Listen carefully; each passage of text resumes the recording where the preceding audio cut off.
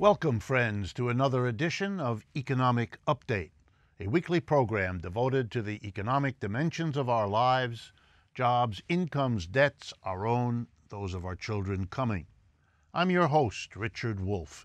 I've been a professor of economics all my adult life, and I hope it's prepared me well to offer you these economic updates about things changing in our economic environment over the last few days and weeks. Well, I'm going to bring you first a kind of a bombshell announcement.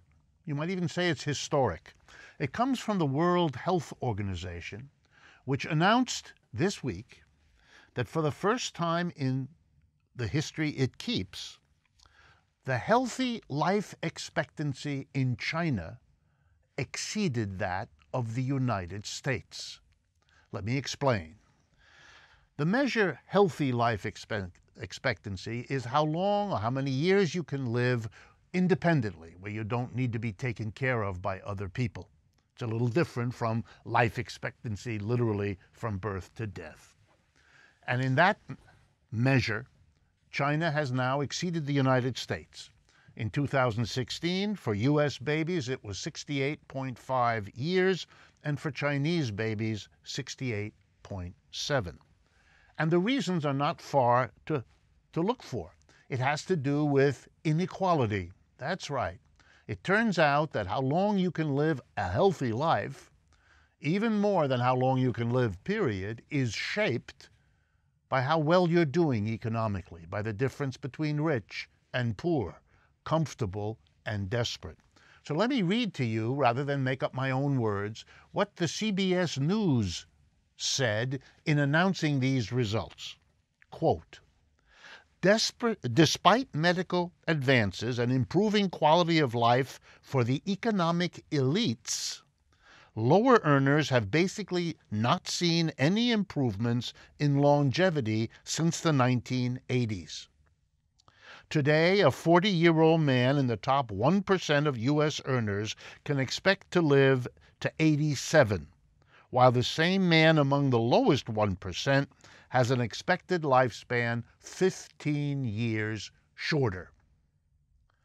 Something about the world economy is signaled when the healthy life expectancy in the People's Republic of China surpasses that in the United States. It has been going steadily up in China, and in the last 2 or 3 years, it has gone down in the United States. My second update is a kind of unusual one. It takes its clue and its cue from the elections last week in Ireland. A vote, I should rather say, in which something happened in Ireland that for the last several hundred years would have been, and was in fact, unimaginable, unthinkable. A very Roman Catholic country, Ireland voted against the urgings of the Church to permit abortion, to end the ban on abortion that had been part of Irish law for as long as anyone alive today can remember. I bring it up not so much about the issue of abortion, but because unthinkable things rarely happen by themselves. What makes possible something that used to be unthinkable usually goes together with other things that were unthinkable also becoming possible. So I would like to ask you, in the spirit of this program, to go with me and imagine whether or not we might have a maximum income, something that's been thought about for centuries. Is that something we might want? A distribution of wealth and income much less wide than it is now. Guaranteed jobs for all people as a matter of human right, and so on. Things that were unthinkable are happening, and there's usually a good reason. My next update is about the unemployment numbers. Mr. Trump has been trumpeting, wow, they're down, they're only 3.9% in the latest count, and so on. What is all that about, and what does it tell you? Well, of course, Mr. Trump, like any sitting president, likes to be able to say, A, that things are really good, and B, that he's responsible for them. The newspapers are doing a fine job showing that the increase in employment has been going on long before Mr. Trump became president, so the notion that he's responsible for this is the kind of empty boasting for which he is justly famous. But I want to say something else to you. Capitalism works this way, and it always has, and it's really important to understand that. What do I mean? Capitalism is an extremely unstable system. For 200 to 300 years that it has grown from its beginnings in England to becoming the worldwide dominant economic system, capitalism, in every country where it has settled in, has had an economic downturn every 4 to 7 years on average. Words like downturn, crisis, recession, depression. You get the picture? We have lots of words because it's such a regular part of human history under capitalism. But let's look at how it works, and then you'll understand the unemployment numbers. Here's how it typically works, and this is particularly true when the downturns last a long time and cut deeply, such as the one in the 1930s, and again, like the one in 2008 that we're still living through. Here's what happens. The economy going along, doing well, employing people, suddenly hits a stone wall. And in a very short time, remember back to the last 4 months of 2008, a very short time, millions of people are told not to come back to work Monday morning as they leave the office, the factory, or the store Friday afternoon. They are laid off. They are fired. Businesses close. Businesses cut back. It is a catastrophe which, if you remember, opened up in the last 4 months of 2008 and lasted through 2009 and well into 2010. When that happens, millions of people are thrown out of work. And the way the system works is it immediately confronts an either-or. You could do something for all those people, namely, maintain them. Pay them what they were earning before, have them do some useful social activity. Something like that was done in the great employment of workers in the 1930s. Nothing like that was done after the crash of 2008, and therein lies the story. When you didn't provide work and good income for all the people laid off as capitalism suffered another downturn, you forced these people first to live a much more difficult life on unemployment insurance. And when that ran out, to eat up whatever savings they had. And when that ran out, to get help from friends, neighbors, family. And when that ran out, there's nothing left. But what? But go back to work with whatever job you can get. Gone is the job at high pay, with benefits, with security, with a contract, and so on. You can't wait for that anymore. Because you are desperate, you will now take the job as the barista in the coffee shop, as the greeter at Walmart. You get the picture. That's what we have now. We have driven down the wages of American workers to the point where corporations, facing such a cheap labor force, can and do hire them because the profit they're getting is much higher than they would have had to live with if we had what we had before the crash of 2008. So when you read that the unemployment rate is low, do not follow Mr. Trump in imagining this is a sign of success. You're living in an economy which has crushed down, and the same has happened in Europe. But it can't go so far in Europe because they have public services that support people. We don't. They have subsidies for large families. They have long vacations. They have a national health insurance. So when they get in trouble, they have a floor below which they can't sink. Americans don't have that, so they have to go back and take the bad job. Poor wages, no security, few benefits. This low unemployment rate is not a sign of economic well-being. It's a sign of the reverse. Once you understand how the system works, you can see that. Next update.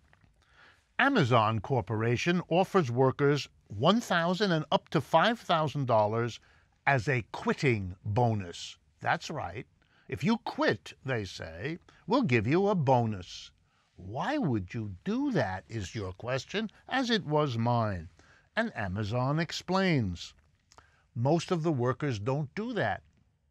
They choose not to take a quitting bonus. They want to hold on to their jobs. And Amazon has found that when you go through this bizarre ritual, you have more of a commitment to the job and to the company than if you didn't voluntarily withhold and not take a quitting bonus. I loved the story. And they've done the studies to show that productivity of workers went up when they went through this crazy ritual. So let me ask all of you, watching and listening. Imagine that a worker wasn't given a quitting bonus, but something much better. Equal ownership and equal say in running the business. It becomes theirs rather than somebody else's. Imagine then what kind of commitment they might have to their job and the employer. Imagine then how much more productivity would rise. Amazon has done the research. They don't understand where the logic of what they did might lead us. A California jury recently found Johnson & Johnson guilty of producing and selling baby powder for decades that contained cancer-causing asbestos in what they call talcum powder. It turns out that there are currently 9,000 cases claiming that the talcum products cause ovarian cancer and other illnesses that are pending against Johnson & Johnson. A California jury recently awarded $25.7 million to a woman and her husband who said that talcum powder had caused mesothelioma. Wow.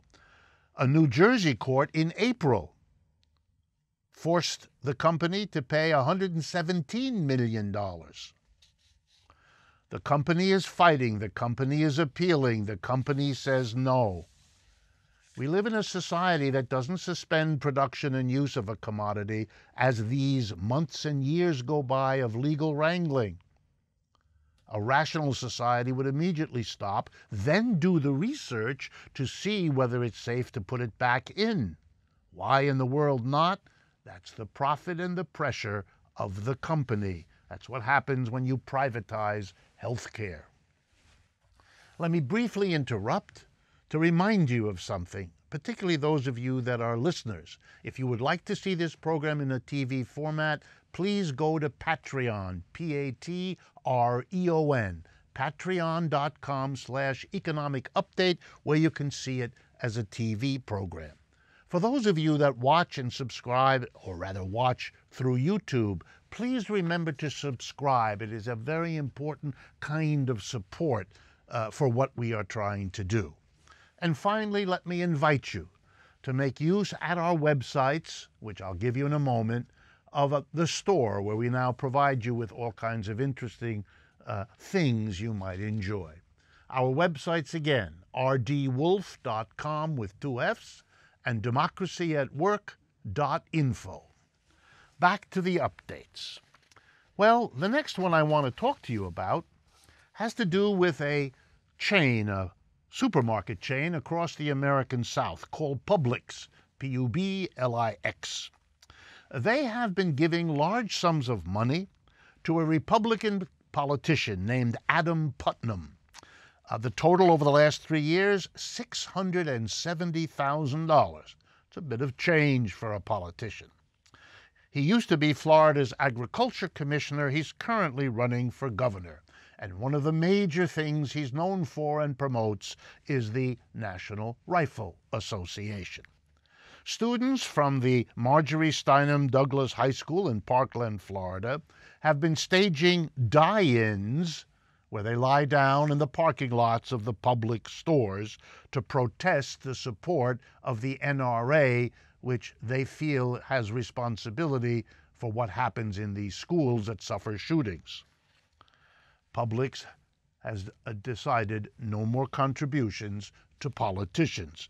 Oh goodness, these kinds of activities have economic effects when they're done carefully. In France, economic struggles. A center-right government led by Mr. Macron is in the third or fourth month of railway strikes, airline strikes. But France is different from the United States and other countries because they send tens of thousands and sometimes more into the streets to protest what's being done or what's being attempted, to support the strikers and to protest the government's failure to reach an agreement with them. And so the government, as it gets desperate, the strike is not over and the inconvenience for the French people is enormous. The company, and the government in this case, does what companies usually do. And in this case, it involved threatening and accusing the unions. Here's how it went. At several of the demonstrations, there was a tiny group of people who indulged in burning some cars and smashing some store windows. Those folks are known as the Black Bloc, and they exist in many countries. They're usually angry young people who want to make a stronger statement. And so the unions were accused of standing by, being passive in the face of this terrible violence, as if the unions were responsible. But because they have a powerful organized opposition in France, the way the government and the business community do not in the United States, very quickly Mr. Macron and his government were responded to, and the backlash was profound. And I found it so interesting, I thought I'd share with you what the socialists and the unions said back to the government. First, the socialist leader said, "How interesting that the president of our country would not blame the police for being incapable of dealing with the violence, but to blame the other people in the environment as if it were their job to prevent violence." And Mr. Mélenchon's group, a further left political group in France, had an even nicer way of answering.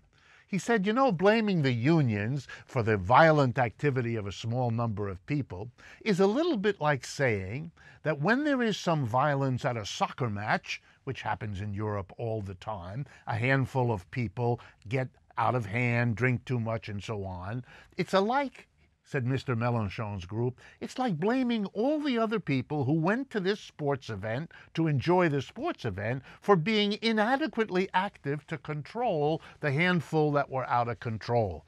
Don't blame the unions, Mr. Government. Nobody's fooled. Well, we are now in the 50th anniversary of something called the Poor People's Campaign, or also sometimes called the Poor People's March on Washington. It's now called the Poor People's Campaign because it harks back to 1968 when Martin Luther King started the Poor People's March on Washington, and it actually was a march of many thousands of people who camped out in Washington for a while to do something about poverty in America. 1968. It's a long time ago, roughly half a century. So I thought I'd take a look at the poverty statistics between 1968, when we had the march, and the latest year for which we have composite numbers, 2016. And I want to thank the Economic Policy Institute in Washington for collecting these numbers, of which I am making some use. So here's the story.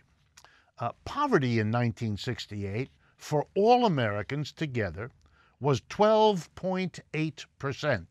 Of our population lived under the poverty line. In 2016, it was 12.7%. In other words, it was the same. We've had 50 years to deal with the poverty that Martin Luther King brought to our attention so dramatically.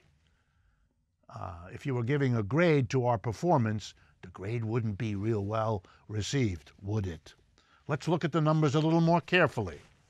For those under 18, the children of America, the unemployment rate in 1968 was roughly 16%.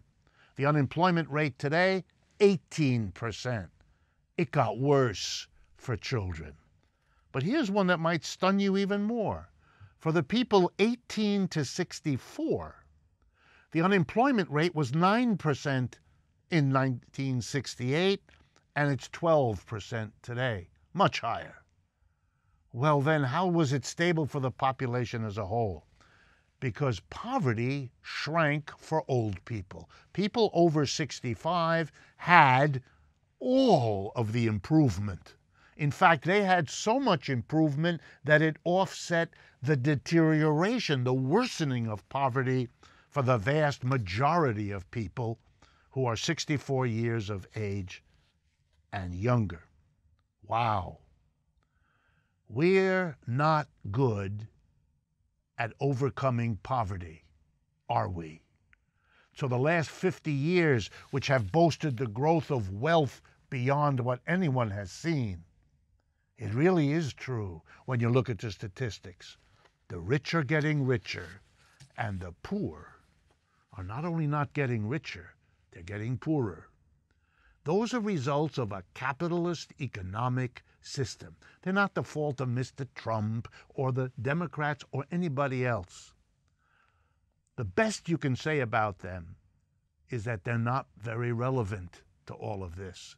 This is a systemic problem, and we will not solve poverty, no matter what our religious, moral, or ethical commitments are, unless and until we deal with having a system that reproduces poverty as efficiently as it produces wealth.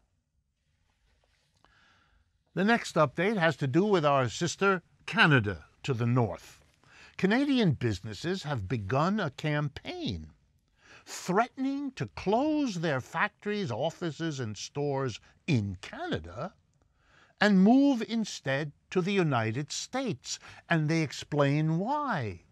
Mr. Trump, they say, is cutting the taxes on business, cutting the regulations on business. They can make more profits in the United States than they can in Canada. And they're using that argument to demand that the Canadian government compete with the United States, cut the taxes on business even more than the Americans did to keep the businesses there. Wow. This is called a race to the bottom. Every country in the world, not just Canada, is now going to face pressure from its business community to keep them there by equaling the advantages Mr. Trump is giving to them. In the end result, if those governments do that, and many of them will, not only will no jobs come to the United States the way Mr. Trump promised, but every country will have less money in the hands of the government to provide fewer services to the mass of the people. Wow. Corporations everywhere will have gained lower taxes and more profits, and we who depend on public service will have been deprived of them everywhere correspondingly.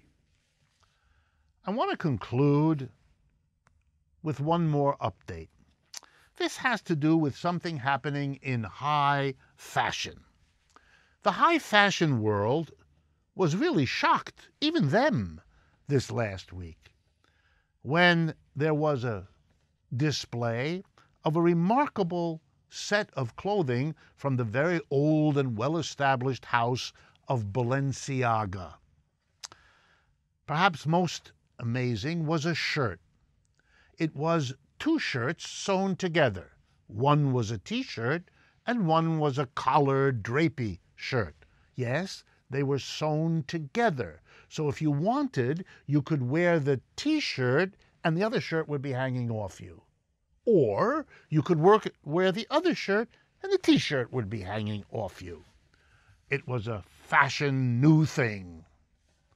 The price of this t-shirt plus regular shirt sewn together, $1,290. I watched it on the runway. I looked at pictures. It qualifies as the silliest and ugliest shirt I've ever seen. But I'm not bringing it to you for that reason. I want to tell you about other things Balenciaga is doing. There's a shirt made entirely out of gloves sewn together. That's a real contestant for most ugly, but it was beaten out by that shirt. And finally, Balenciaga offers its own sneakers. And those come at the modest price of $895 a pair. What's going on here? Why did I bring this up? We now have 0.1% of the people of the world with an amount of wealth that is the other side of the difficult living conditions for the vast majority of the people on the planet. Another way to say this, the way economists like to do it, is we've had a transfer of wealth from the middle and the bottom to those at the very, very top. And those at the top want to have the outward signs of their extraordinary wealth. At least many of them do. And that gives the fashion world an opportunity. Do something so different and so outlandish that no one can match you. None of the rest of us can buy shirts or pants which, if not as well made, will at least look a little like those on the runways, like those of the fashionable people. So in order to do something that will set apart those at the very top, just like they buy the mansions and drive the crazy cars, they need the outfits that are so out there and are so highly priced that the rest of us can either be envious or make fun. I don't like the envious part, so I choose to make fun. I would, of course, be happier if this never happened, if we didn't have a society driven to be as unequal as this one is, with all the results that follow. We've come to the end of the first half of Economic Update. Thank you so much for being with us. We're going to have a very interesting program coming up, so please stay with us. We will be right back.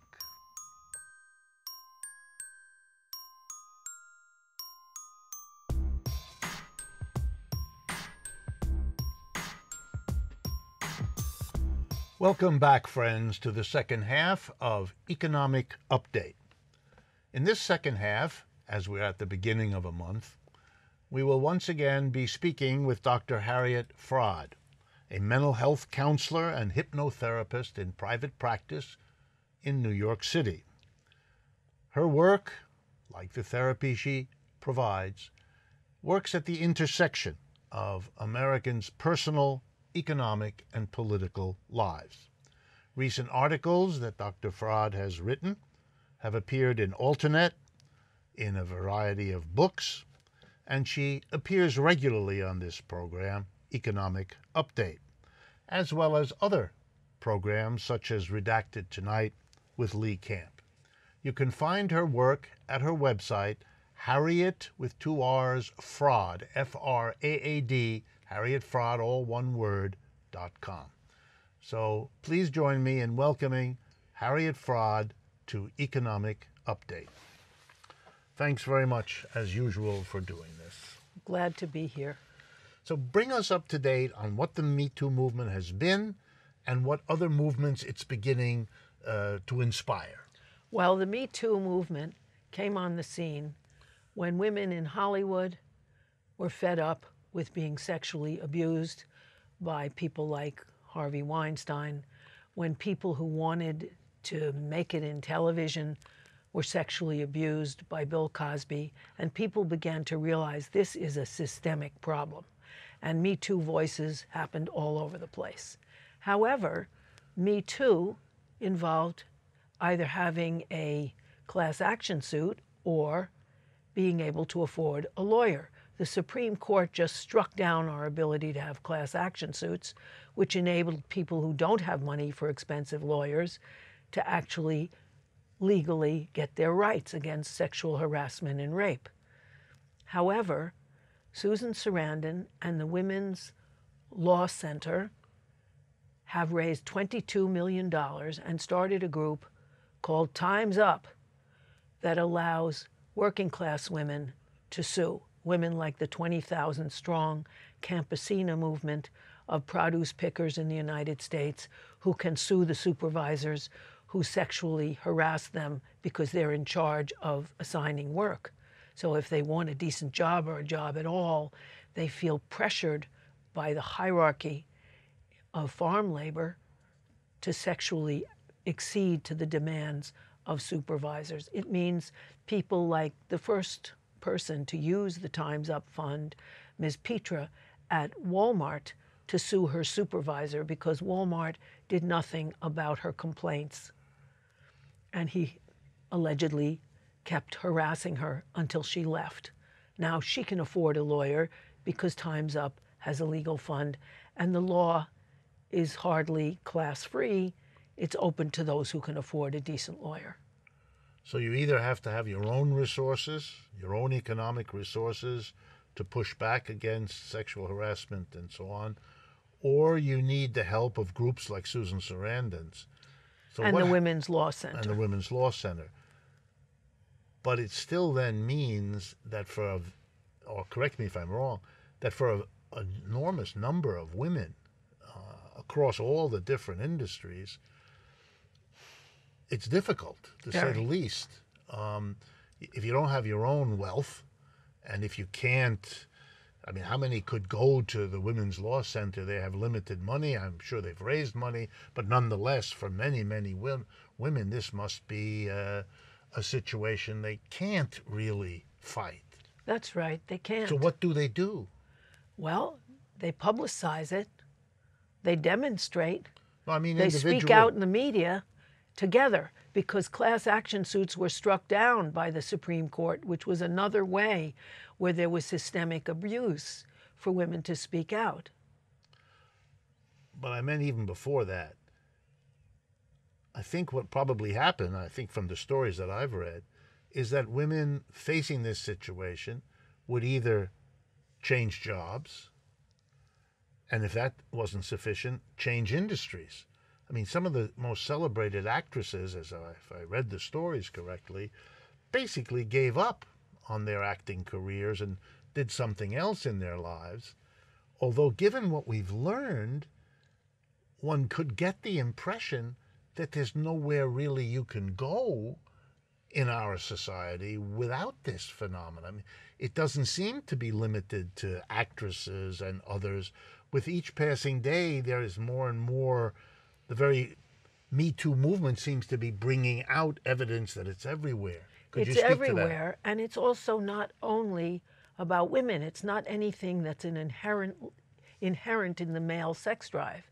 It's a power problem, because men in jobs where a woman supervisor or a woman boss has economic power over them are also sexually pressured to have sex with their boss. They are not as vocal about it, but it's there, and they sue sometimes if they can afford it. It's everywhere, because wherever you have a hierarchy of some people having economic power over other people's survival, you have abuses on every level, including sexual abuse. Now, it's come out more from women because men are mainly in positions of power, and also because the male sex role has allowed itself to be sexually aggressive. But it's everywhere. It's everywhere that there is a hierarchy. Okay, this leads me then to want to explore something with you. If it's hierarchy, then it follows that we need to understand what it is that the person above you in the hierarchy has over you that might lead him, or as you point out, him or her, to abuse this. In other words, to use the hierarchy not only for whatever purpose it was set up for, but for all other purposes. It sort of it leads me to wonder if hierarchy, say the hierarchy of a typical factory or an office or a store, the normal hierarchy we associate with a capitalist enterprise, is an institution in which there are layers of authority. You do what you are told by someone above you. You can tell the person below you what to do. Isn't a kind of open-ended invitation for everyone at every rung to not limit himself or herself to the particular authority within the enterprise, but to use that authority to get all kinds of other needs and desires met? Am I reading this right? You're reading that right. A big case was the Ford plant, where women were systemically abused, just as they were at Fox News, because the head allows it, like Roger Ailes. Then other people understand that's the ethos of the place, which was so in the tech industry as well. And part of this depends on women being ashamed of their own sexuality and abuses against them. And it changes as women don't feel shamed when men accost them, but stand up and say, I don't bear this shame, you do. Stormy Daniels is one of the top examples that instead of being ashamed that a lowly sex worker is being used by the President of the United States, she said, oh, no, you don't. Even your payoff won't buy my silence. And she has an excellent lawyer, better than the president's lawyer, and could stand up for herself and not be ashamed. Because one of the things that's changed because of the women's movement is that women are much less ashamed of our sexuality than they used to be. So when men sexually prey on women, they want to say, that's not my shame, that's yours. Just like it would be a refreshing change if working people who didn't make money weren't ashamed and feeling lowly because they didn't make much money, said, wait a minute, this is not my fault. I'm in a system that doesn't reward people's labor. And I say no, and I am dignified. That's what the unemployed marches did in the 1930s in the US. Let me explore this further, because I think this opens up a space in economics that I don't think has been explored before.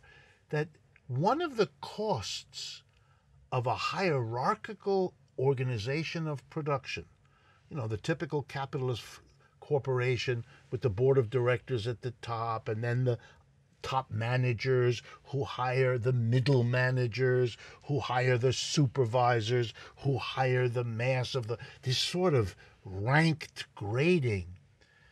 This allows every unhappy burden in the society of people mistreating each other, people who are ethnically one versus another group, one gender versus another, one skin color versus...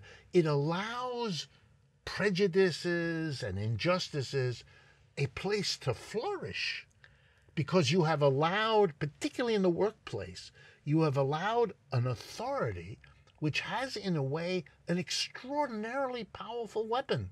Not only am I over you in the pecking order of the enterprise, but I have the power to deprive you of your job, of your survival, income, of your ability to function. You're therefore creating unspeakable imbalances of power, so hardly we will be surprised if abuses in terms of gender or race or education or ethnic background or religious affiliate, there's no end to this.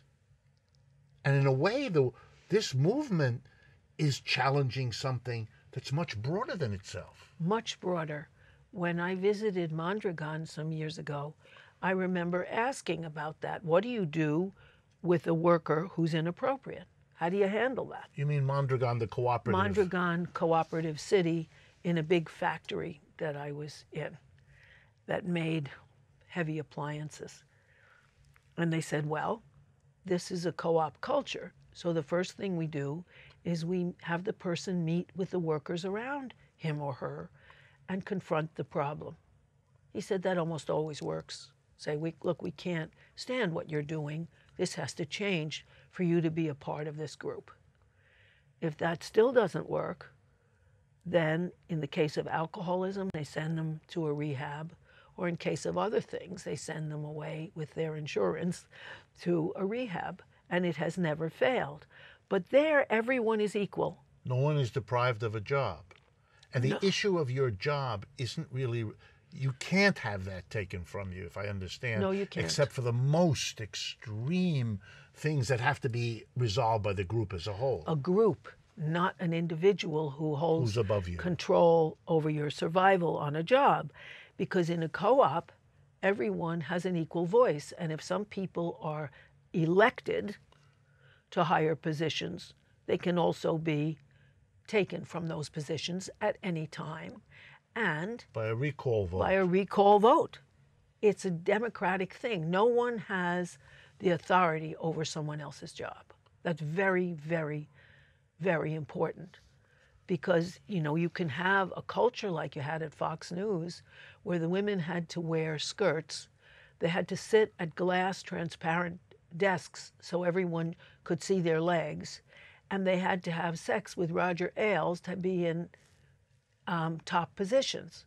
And if they declined, they were disciplined by being demoted or fired. With Harvey Weinstein, if you didn't give in to his sexual advances, he would badmouth you in Hollywood, which is why famous actresses like Daryl Hannah or Mira Sorvino were blacklisted in that he went around telling everyone they were terrible to work with, and therefore no other director would work with them. No other producer would hire them because they wouldn't have sex with him.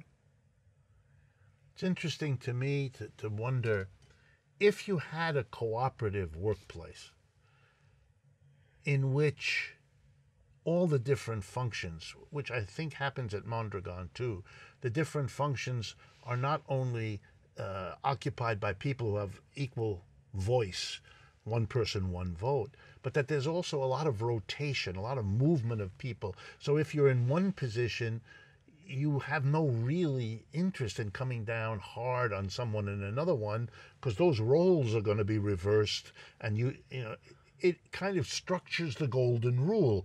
Don't do unto others what they will soon be in a position to do unto you, if I could play with it a little bit. Would this be, you think, a reasonable thing for the Me Too movement or the Time's Up movement at some point to become advocates of as a way to respond to the issue? Absolutely. This has huge ramifications. Co-ops would be an excellent way because no one is allowed to have that kind of power over anyone else's livelihood, no individual. Also, a fair legal system where you don't have to be rich and pay a lawyer minimum $300 an hour to have a voice. Now, there are free legal services, but they're so overtaxed, and the people don't have time to really deal with your case usually because they're overwhelmed and underpaid. You'd need a fair legal system before you had co-ops. And then co-ops are an excellent way of correcting that, as well as many other abuses of power within our hierarchy. Are there things holding back the Me Too movement or the Time's Up movement from going in the direction of a bold, change the economy approach to solving the problem they've brought to the fore? Well, one of the things that holds them both back is that the awareness that a social movement is the way to advance your goals has not been part of the American consciousness for about 50 years, the usual American consciousness. And I think that's American exceptionalism. Between 1820 and the 1970s, if you were white and male, every generation could do better than the last generation. That wasn't so of Europe. In Europe, if you wanted to have a better life, you had to do it as a group, fight together. And so Americans are not as used to that tradition as the party of, you know, some chances dissolved and work was exported and mechanized, robotized and computerized, and the unions were weakened by having kicked out their left, people have been at loss. And that consciousness is starting to happen. It's happened with the youth movement, where people said, we can't trust the government to protect us from death. We can't trust the president who took 30 million from the NRA. We can't trust our legal representatives. You're talking about the high students, schoolers. the million high schoolers who stood up against gun violence and stood up as a group. People are realizing, whether they're the teachers in West Virginia and elsewhere in the South, or whether they're the students, or whether they're women who are sexually harassed and abused and raped on the job, we can't do it alone. We've got to come together. And I think that coming together is also a promise of greater coming together around economic issues and social issues and political issues. Bernie Sanders said, we at the bottom have to come together. And I am not taking big money from big corporations. I want everybody to give what they can at the bottom. And they did, so that he could run and people could come together. And when he was destroyed by the Democratic Party and supported Hillary against Trump, that temporarily was quiet. I think it will rise up again if he runs again. But I think that was also, we need to come together. That's happening everywhere. And I think if you look at the teachers, or if you look at the students, or you look at Me Too and Time's Up, people are coming together. I'm interested, do you see a connection between women pushing back on the hierarchy of the workplace to stop sexual harassment and aggression? Is there a connection between that and what we used to call the civil rights movement, when there was the effort of non-white people on the job to protest against the fact that they were the last hired and the first fired, and suffered all kinds of abuses that had nothing to do with the work they did, but were the working out of some attitudes, needs, desires that those in authority, who had been white for historical reasons, just like those in authority have been male, as you point out, abusing that. You saw something. Is there a link or a connection here? There is. Look, Black Lives Matter is directly linked to people standing up at the civil rights movement and saying, we're not going to the back of the bus on a symbolic level or any other level anymore. And we're people too. We have equal rights, supposedly, in this society. It also is a very interesting thing. It's Louis Althusser, the Marxian philosopher, saying the most powerful policing is internal policing. You teach people that they're not worth it so that they obey because they're shamed from the inside. So you teach these African Americans, you're not less. You don't have to cringe. You don't have to serve. You don't have to be ashamed of what you do. You're a person, stand up and say no because the system is unjust. The same thing for women. Just because you have a woman's body doesn't mean you could be used sexually and shamed for somebody else's preying on you.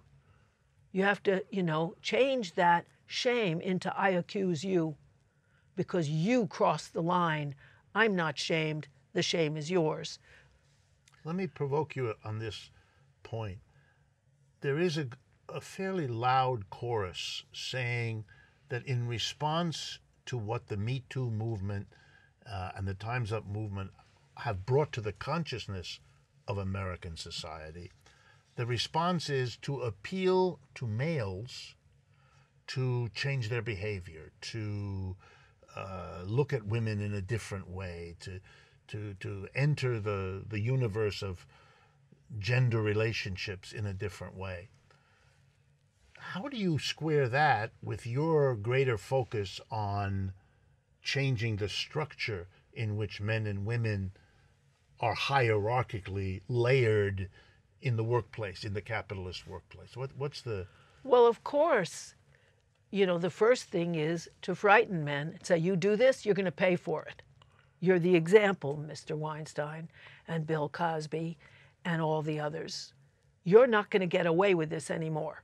So you better police yourself from the inside, because it's not open season on us anymore. And it's the Black Lives Matter people who have pressured enough so that there are cameras, and other people take pictures of policemen shooting people in the back and choking them when they're on the ground and saying you're not going to get away with this anymore because we're watching. So that's one. But then from there, the next step, which hasn't generally been taken, is to look at the structuring of society that enables these abuses. And Bernie and the Occupy movement pointed to there are class structures in this society that shame people on the lower ends of the hierarchy into thinking they're less, and so that they can be dominated and used however their bosses feel like it. And that has to change. So it isn't just an attitude change. It starts with making people afraid of that there's consequences to that behavior. I'm not going to just feel ashamed and slink away. I'll get you back. But then also, the next step is restructuring. And that hasn't generally been taken, although the co-op movement is increasing across the United States, as are movements to make equal rights of legal representation.